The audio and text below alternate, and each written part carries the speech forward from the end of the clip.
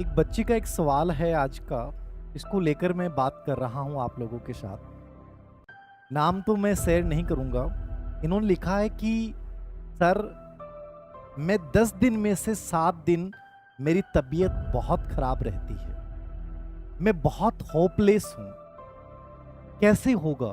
कुछ समझ में नहीं आता। मेरे मम्मी-पापा का सपना है कि मैं एक टीचर बनूँ, लेकिन मैं उम्मीदें खो चुकी हूँ। एक मूवी है इम्तिहान, उसका गाना है किशोर कुमार का, बहुत सुंदर सा। रुक जाना नहीं कहीं तुम हार के, कांटों पे चलकर ही मिलेंगे साए बहार के। जीवन में कभी भी गरीब परीक्षक मत बनो। गरीब परीक्षक का मतलब समझते हैं? हम हमारी सिर्फ कमजोरियों पे ध्यान केंद्रित करने लग जाते हैं, हमारे अभावों पे ध्यान केंद्रित करने लग जाते हैं। जो रियल हमारा पावर होता है उसको हम भूल जाते हैं उन गरीब परीक्षक की वजह से। क्योंकि गरीब आदमी हमेशा रोना रोता है, रोटी का, मकान का, और उस वजह से कभी वो बड़ा कर ही नहीं पाता है। यदि आप अपने बारे में सोचते हैं, यदि आप अपने ऊपर ध्यान केंद्रित करते हैं, तो कहते हैं इंसान खुद बढ़ने लग जाता है। और यदि आप अपनी बीमारी पे ध्यान केंद्रित करते हैं, तो याद रखना कौन बढ़ेगी? वो बीमारी बढ़ने लग जाती है। आप हर चीज में कहीं ना कहीं पॉजिटिविटी निकाल सकते हैं। कि मान लीजिए आप ये कहते हैं कि सर 10 में से 7 दिन ऐसे हैं कि मैं बीमार रहती हूं 7 डेज, लेकिन 10 में से बाकी 3 दिन बचे आपके पास। यह आपकी पॉजिटिविटी है। बहुत सारे लोग ऐसे हैं जो हमेशा बीमार रहते हैं, आपके पास 3 दिन तो बचे।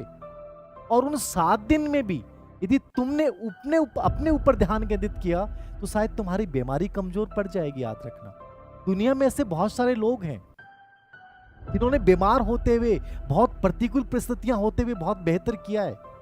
2016 IAS topper Ira Singhal, Jyoti Ranjan Bagpati, Stephen Hawking, Thomas Alva Edison, Arunima Sinha, Meena Kumari जो 12 से 24 साल तक बेड पे पड़ी रही और आईएएस जैसे एग्जाम को क्रैक कर दिया। अभी हाल के आईएएस एग्जाम में सूरज तिवारी जैसे लोग, ऐसे हजारों एग्जाम्पल भरे पड़े हैं जो हमेशा परेशान रहे हैं।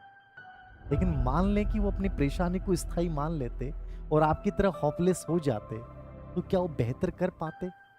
हमें ऐसे लोगों से सीखना है कि उन्होंने कैसे किया, हमेशा प्रतिकूल परिस्थिति होते हुए। जिंदगी में 3 अप्रोच हमेशा रखना: solution oriented, goal oriented, growth oriented और एक्शन ओरिएंटेड।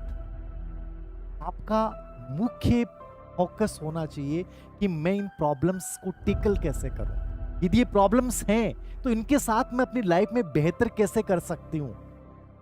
ये जो पीछे आप देख रहे हैं ना, ये वास्तविक दर्द हमारे इतना ही है, लेकिन हमने इतना सोचा है उसके बारे में, लोगों के सामने इतना दर्द को बयां कर दिया है कि वो दर्द जो है वो ये बन जाता है, इतना बड़ा बन गया। याद रखना, जबकि था यही, होना ये चाहिए था कि जो वास्तविक दर्द है उसी पे तुम अटैक करो, इतना बड़ा नहीं बन पाएगा। लेकिन तुमने उसके बारे में सोच सोच के उसको अपने से बड़ा बना दिया है। याद रखना, हर व्यक्ति के जीवन में तकलीफें हैं, लेकिन इसका मतलब ये नहीं कि तुम होपलेस हो जाओ, सब कुछ छोड़ दो, कभी नहीं।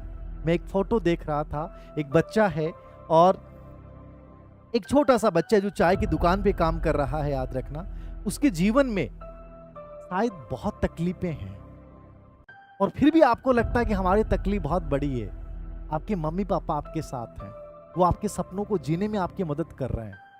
और मैं तो सब उन बच्चों को किस्मत वाले मानता हूं जिनके पेरेंट्स उनके साथ हैं और उनको सपोर्ट कर रहे हैं, चाहे कैसा भी कर रहे हैं। वो कम से कम साथ तो हैं। ऐसे कितने बच्चे हैं जो अजीब जिंदगी जी रहे हैं। याद रखना, इस बच्चे की आंखों के आंसुओं को महसूस कीजिएगा। कोई नहीं है इस बच्चे के साथ, ना मम्मी है ना पापा है। याद रखना, और फिर भी एक उम्मीद में एक जीवन जी तो रहा है ये बच्चा।